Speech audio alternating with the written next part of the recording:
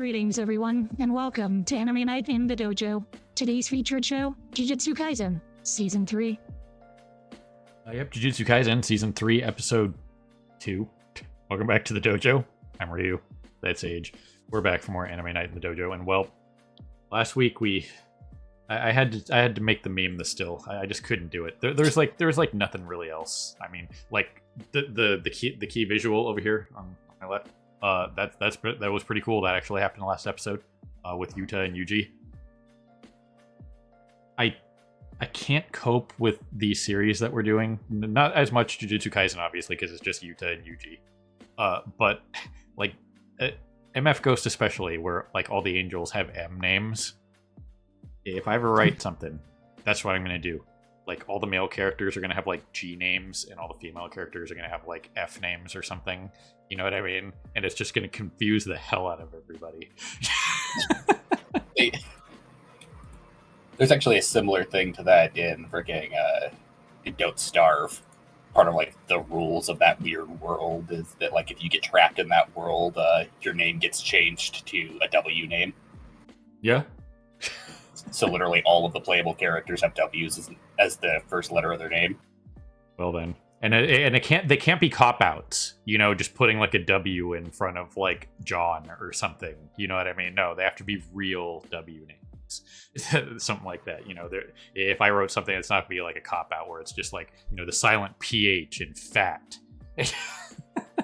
Yeah, most of the characters and Don't Starve, it is like that where it's an actual W name. I think like the only one that I remember that is just straight up it's another name, but they just put a W at the beginning is one of the like big bads of that whole series, Maxwell.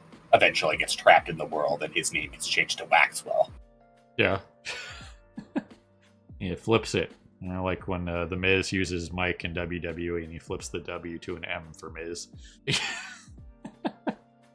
But anyway, as it stands, it'll be interesting to see where the storyline goes here based on everything we talked about last time. I guess another still that I thought about using too was the Hummer. Because, I mean, come on, you guys. The combat knife being in the Hummer. Come on. You can't appreciate the random attention to nonsensical detail like that. It might have been funnier if it was in a Prius. You know what I mean? Could have squashed a stigma right there. You guys see that? Yuji found a combat knife in a Prius. Jeff Dunham would be all over that joke. But either way, it'll be interesting to see what happens with the calling game, everything we talked about last time, what happens with the characters, that kind of thing. Gojo's like pseudo protection, whatnot. But yeah, it will be interesting to see because again, everything we talked about with the series being spite ended, this very well could be the last arc of the actual anime because of everything we talked about last time with the stuff that happened with the author and whatnot. So yeah, not a huge amount to talk about as it stands right now. We'll just have to see where it goes with everything that's going on right here, you know, with the Zenin clan and whatnot. That's like my only spoiler thing that I do know is like in episode 4 or something, it's the Zenin clan stuff with Maki. And, we'll talk about it when we get there. So yeah, I know the Zenin clan politics play a pretty big role in this, and that this is where we finally get serious mode Maki. Right. So anyway, that being said, we're going to push some buttons and get going here. So people on Patreon will see you on the other side of the edit for the time reaction, and people back on YouTube will see you for the discussion and review. And if you're looking for the opposite video of what you're watching, it's on YouTube and or Patreon, and the links are where they need to be. So push buttons and watch whatever you want. So here goes something. Well, alrighty then, there you guys have it. Another episode in the books. Once again, I need to remember that this isn't Fire Force and they're not on a real world clock of having to adapt a certain amount of chapters and a certain amount of episodes. So having to step out of that every time after we do Fire Forces, I have to get used to that because I was sitting here going, do they have enough time for this kind of like random exposition? And then it's like, oh yeah, they do. Which it was totally fine. There's nothing wrong with it, but I was still in that mode of like, you guys are on a clock. What are you doing? Wait, no, you're not. It's a different show. So as the weeks go on here, I'm sure I'll step more into it. But hey, don't mess with the older brother, man. Choso went full on older brother in this episode. He made a lot of very good points when it came to being an older brother and stuff like that. So that whole situation was interesting. So it'll be interesting to see what if there's any like character change in this Zenin guy. I forget his first name, but Now, yeah. Yeah. If anything changes in him because of this, but yeah, we'll just have to see, because the Zenin clan stuff is going to be a big part of this season as well. So it will be interesting to see what happens with them. But the action sequences were totally fine. There were a lot of like big time interesting what you'd call like classic cinematography, basically. Choso having his like own original technique with like using the droplets of blood the way he did was very cool and that kind of thing. I got to make an iron lung joke, so there was that. Yeah, because once again, the blood manipulation is a Zenin clan like family technique. The thing with Choso, though, is just that once again, Choso isn't human and has had significantly longer than other members of the Zenin clan to actually learn and develop it. Right, because he's been around for quite some time. Like he mentioned, he's the oldest of 9 brothers. Siblings. Yeah, he's at least 150, I think close to like 200 years old at this point. Yeah. Granted, part of that, was him stuck in the jar in the vault. But... Yeah. And it was kind of interesting. I don't know if when they talked about the curse paintings the first time, that you can't kill them unless their cursed energy completely runs out. So I don't know if that was something they went into the first time or not. Well, it's not that they're like immune to death. You could still do stuff like destroy their brain or stuff like that. It's just specifically they cannot die of blood loss. Yeah, they can't die of blood loss without their energy running out. So I don't know if that was something we got last time or not, because that was that was season 1 established thing.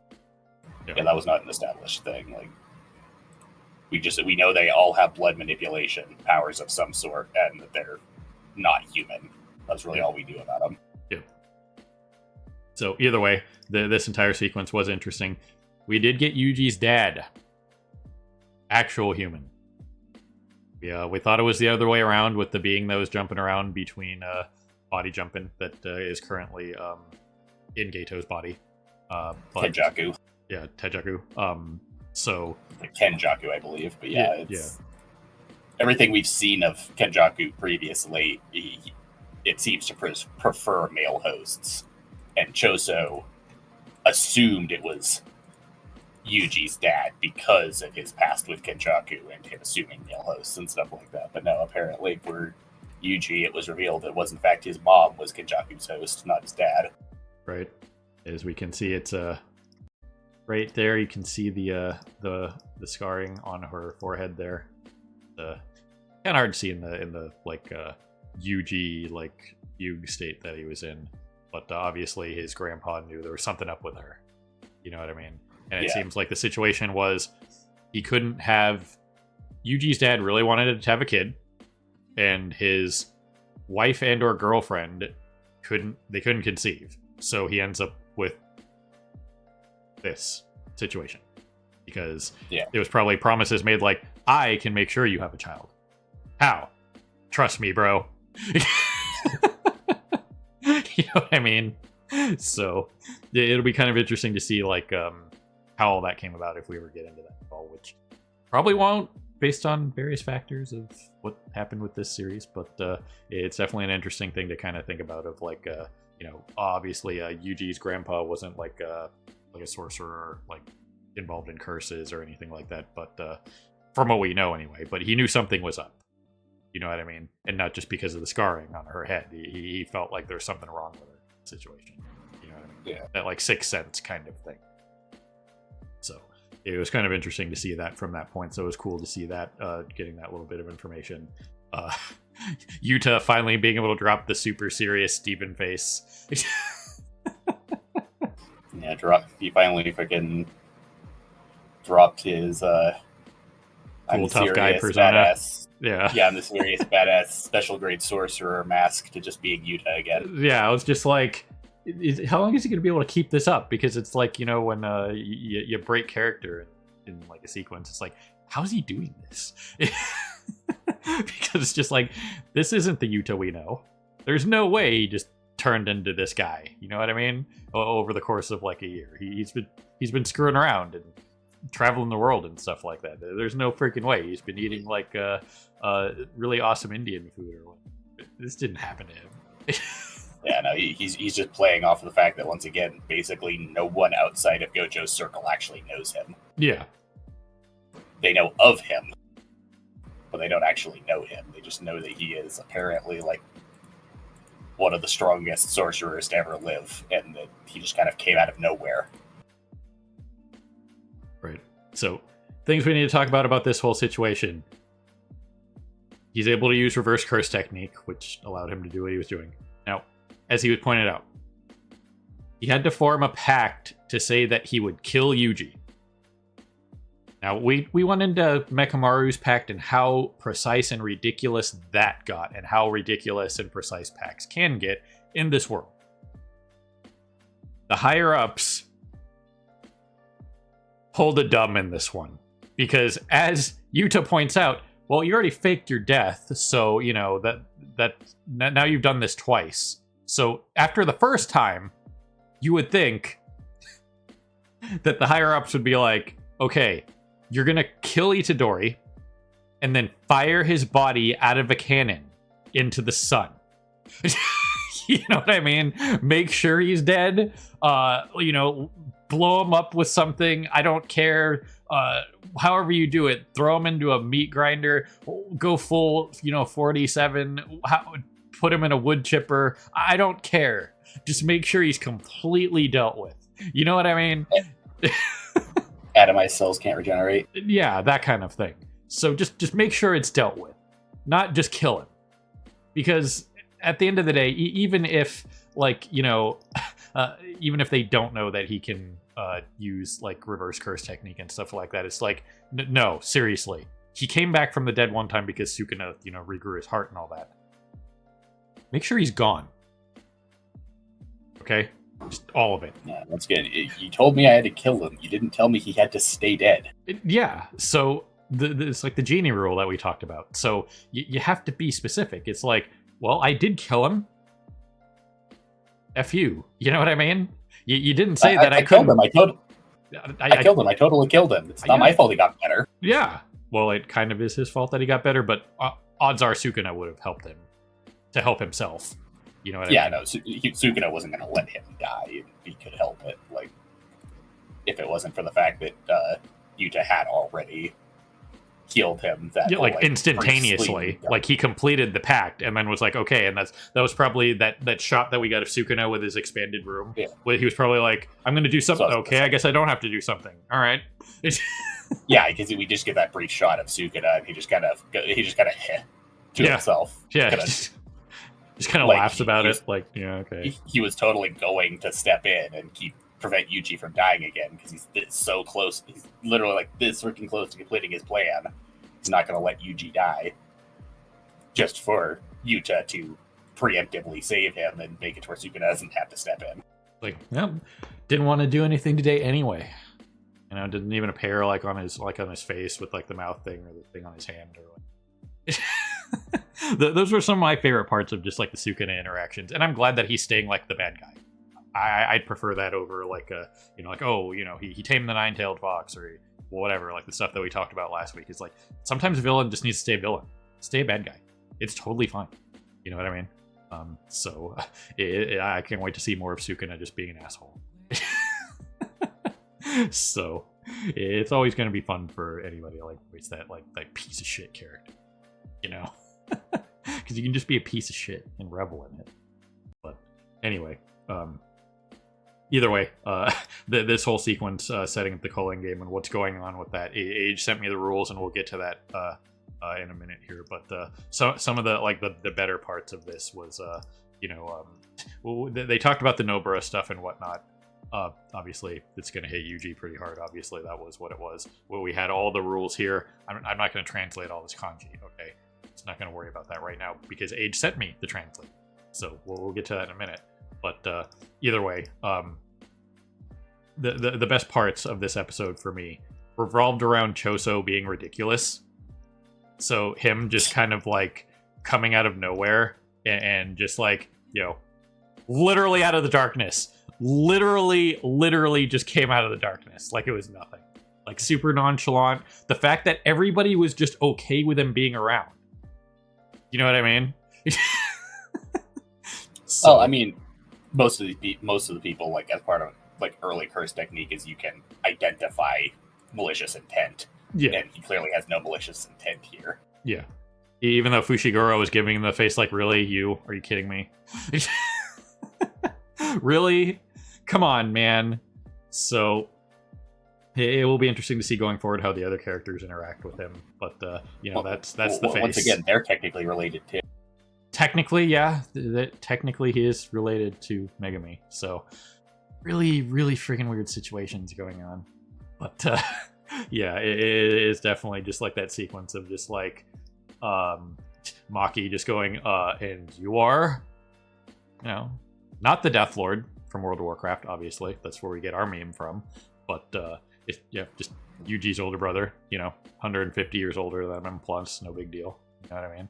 It's kind of like that the Last Airbender joke where what was it? Like Aang's son, like Aang's son and Toph's son get into it in Legend of Korra, and like it's like, I can't believe leave you left me for an older or younger woman. I forgot which direction it was, but Tenzin, I believe Aang's son's name is Tenzin, says something to the effect of, what are you talking about? My dad was 98 years older than my mother, so it runs in the family. You know what I mean? So either way, this whole situation's kind of weird, but it is what it is. And then, obviously we got this, which, I mean, do we really need another one? Are him and Aoi going to get into it over who the real older brother is? Is that what's going to happen? Because I need this. Well, Choso's the older brother. Aoi is the inseparable childhood friend who's been with him for life. Yeah, that kind of brother. That kind of brotherhood. So it'll be interesting to see. I really hope that interaction happens. That's kind of all I want out of this series at this point, is that. The rest of it can go kick rocks. You know what I mean? Yeah, we still don't know what's the situation with Aoi, apart from just, last we saw him was just him losing his hand. Yeah. So either way, for this episode, I enjoyed the madness. Everything that we speculated was going to happen. It was pretty easy to see what's going to happen. I don't know if in the movie, if we got that Yuto was able to use reverse curse technique.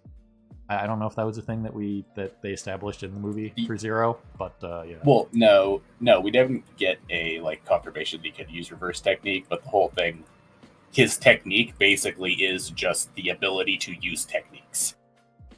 Yeah. He can basically pick up and master any sort of cursed ability that he wants to. So, either way, the rest of this episode, it touched on certain things of the past, that kind of thing. The fact that there were more of Choso's siblings, that kind of thing down here, so he was able to kind of track where Tenzin was. And once again, this is where the tragedy occurred that led Geto down the path that he went down. You know what I mean? So, Bloodstain's still there. Awkward. You know what I mean? So, yeah.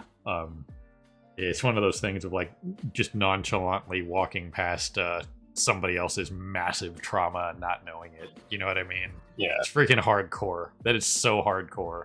But it would make sense that Tenzin is down that hallway, because when I don't remember her name, but when she was killed, they were almost there. You know what I mean? They were super close to Tenzin. This is the base of the elevator. They came down here. She finally makes her her final resolution that she will become the new Tengen and all that. And as she's talking is when freaking Toji just snipes her from down the hallway that they're going down. Yeah. So either way, that was what it was. Super negative space.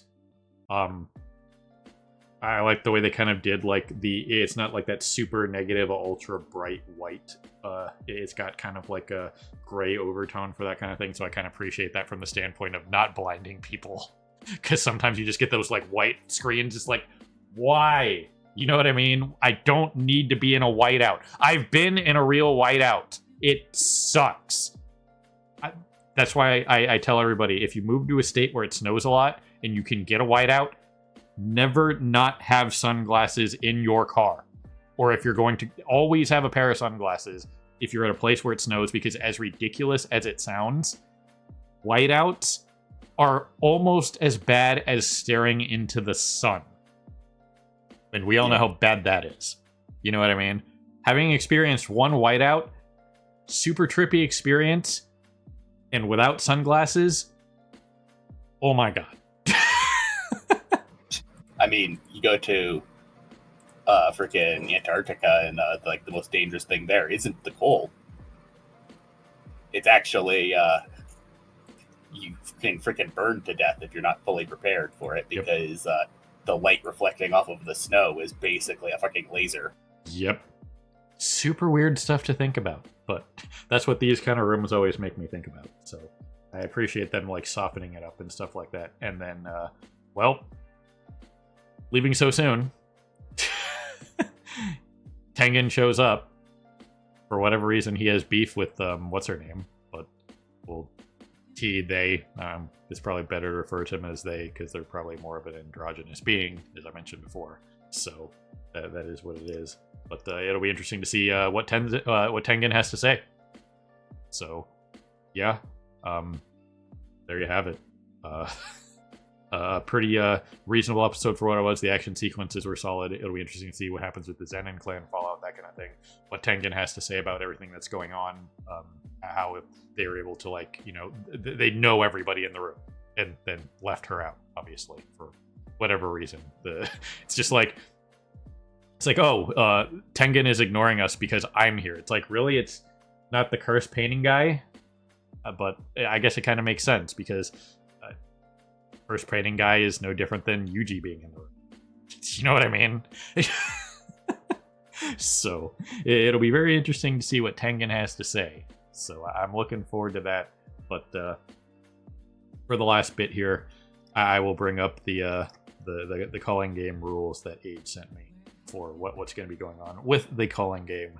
So, Rule 1, participation. Players with Awakened Curse techniques must declare their entry into a colony within 19 days. Now, Age has more insight into what the hell a colony is. I believe it's...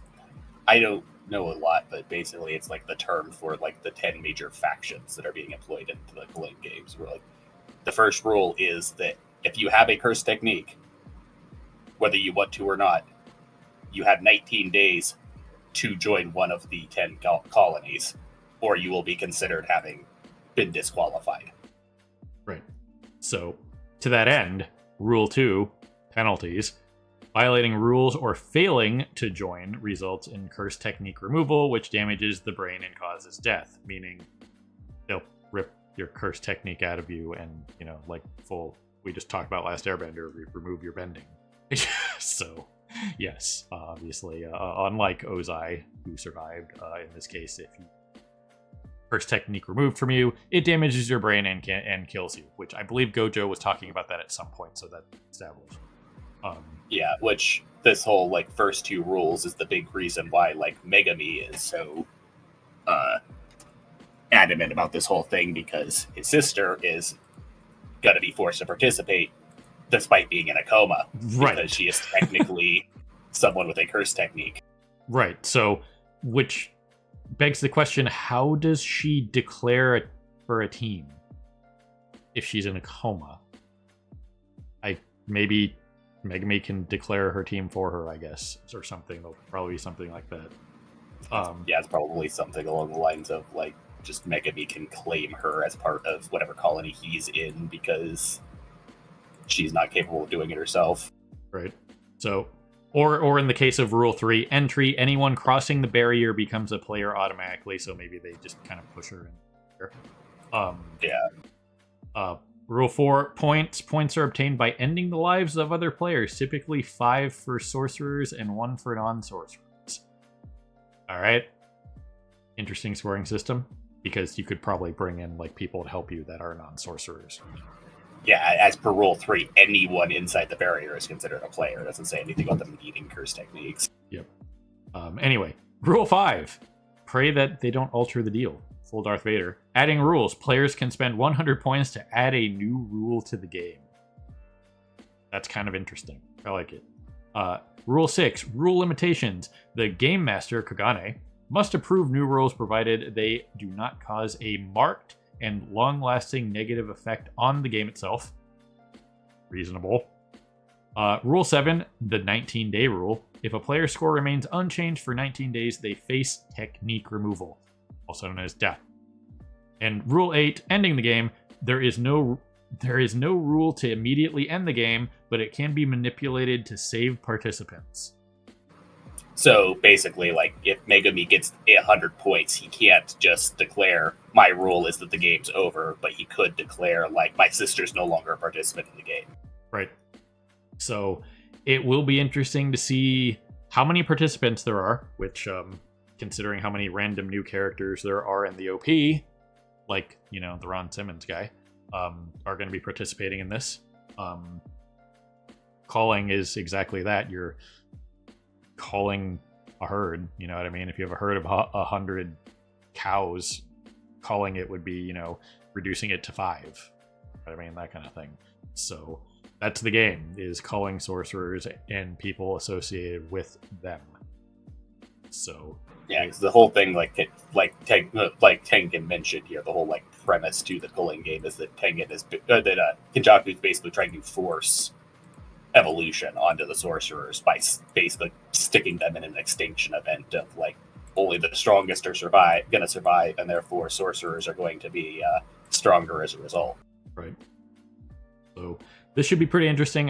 Just even the premise here, reading all the rules, is I can understand why probably this is like the most hyped up and enjoyed part of Jujutsu Kaisen before it was Spite ended. So, you know, I kind of like stuff like this where, you know, it's not just like super simple rules where if you're good at like playing the game, that kind of thing, I'm sure those kind of things will come into effect, and it'll be interesting to see like, again, it comes down to how many participants are in the game, and then it'll come down to, okay, so based on how many participants are in the game, how many extra rules are going to be added, and then who is going to add those rules based on like the kind of character they are, what are they going to possibly do to change the game? Because not everybody is just going to want to end the game. I'm sure there are going to be people in colonies or groups, whatever, that are just going to want to be the last man standing kind of situation. It's like just going to be us. You know what I mean? That kind of situation. Yeah, part of the whole thing with like between Rule 6 and Rule 8 is a player basically can't dictate when the game ends. Kenjaku dictates when the game ends. You can add rules that will potentially change the course of the game and stuff like that, but you can't do anything that would either end the game or like make the game go indefinitely or anything like that. You have to like still keep the core of the game being a battle royale.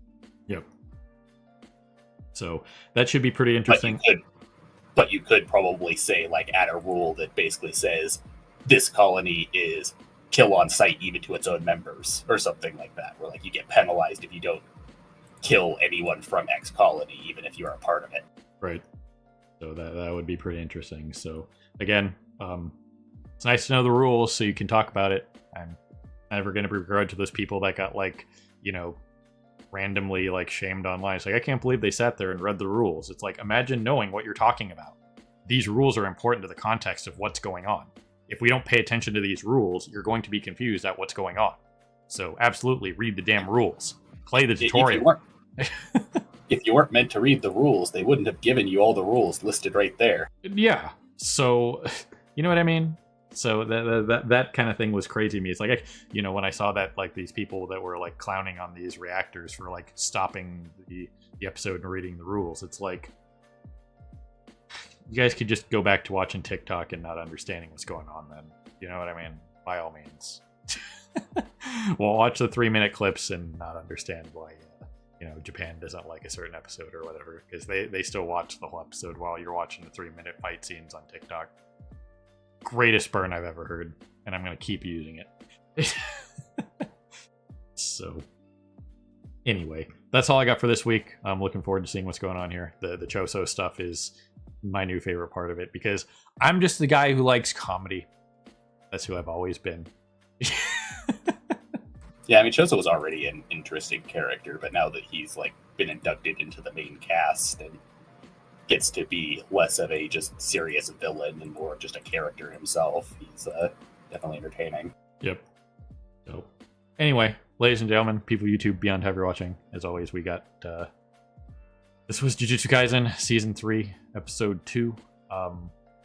Yeah, I just really need to get out of that headspace of thinking that this is Fire Force and they're on a clock. So hopefully by next week I'll have been able to just, maybe I just, after we do Fire Force, I just need to get up, stand up and be like, all right, we're doing Jujutsu now, they're not on a clock, and just say it to myself, you know, that kind of like repetition of like, yep, don't have to worry about it, because that's just how your brain works sometimes, is you get yourself into a mode. And I was like, man, they're really standing around this campfire talking about stuff and nothing's happening, which it was totally fine. There was nothing wrong with that sequence, but when you're in that mode of like, shouldn't they be doing stuff? Aren't they on a clock? What are they skipping? Which they're not. Again, that's a Fire Force problem. So anyway, again, ladies and gentlemen, people of YouTube, as always, we appreciate you, and we'll see you in the next one. Hey everyone, Victoria here. If you enjoyed the video, please consider pushing those like and subscribe buttons. Your support is greatly appreciated. Thanks again for your time, and we hope to see you again in the future.